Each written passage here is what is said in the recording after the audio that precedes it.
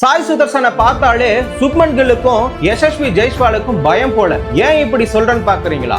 தற்பொழுது இந்திய அணியில யார் ஓபனிங்? சுப்மன் கில்லோ, யசஸ்வி ஜெய்ஸ்வால் மற்றும் ரோஹித் சர்மா. இப்படி இருக்கக்கூடிய சூழ்நிலையில இந்த இடத்துல சாய் சுதர்சனும் அந்த போட்டியில ஈடுபட்டு இருக்கிறாரு. 2025 IPL போட்டிகள்ல தொடக்கத்துல சுப்மன் கில்லும் சரி, யசஸ்வி ஜெய்ஸ்வாலும் சரி, சரியான தொடக்கத்தை அமைக்க முடியாம ரன்களையும் குவிக்க முடியாம இருந்திருந்தாங்க.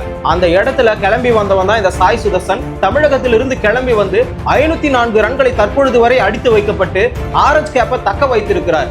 இந்த சூழ்நிலையில இவன் நல்லா ஆடுறானே, இவன் இந்த இடத்தை பிடிச்சுவான்னு சொல்லிட்டு பயத்துல 2 பேரும் பாதியிலிருந்து நன்றாகவே ஆடி வருகிறார்கள். தற்பொழுது 465 ரன்கள் என்ற அடிப்படையில கில் அவர்கள் 4வது இடத்திலையும், 439 ரன்கள் என்ற அடிப்படையில 6வது இடத்திலையும் யசஸ்வி ஜெய்ஸ்வால் இருக்கிறார்.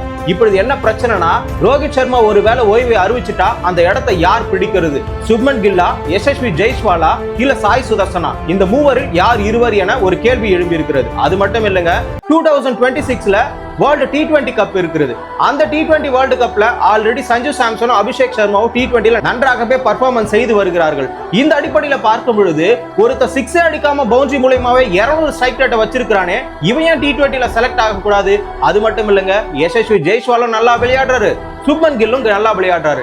இப்பொழுது T20 வேர்ல்டு கப்புக்காக 5 ஓபனர்கள் காத்திருக்கின்றன. BCCIக்கு தேர்ந்தெடுப்பதில் மிகப்பெரிய ஒரு தடுமாற்றம். இந்த இடத்துல இந்திய ரசிகராக எந்த இருவர் வேர்ல்டு T20க்கு செலக்ட் ஆவாங்க சொல்லிட்டு நீங்க கமெண்ட்ல சொல்லுங்க. IPL நிகழ்வுகளை ஒரு நிமிடத்துல தெரிஞ்சுக்குமா? ஷார்ட்ஸ் தமிழை ஃபாலோ பண்ணுங்க.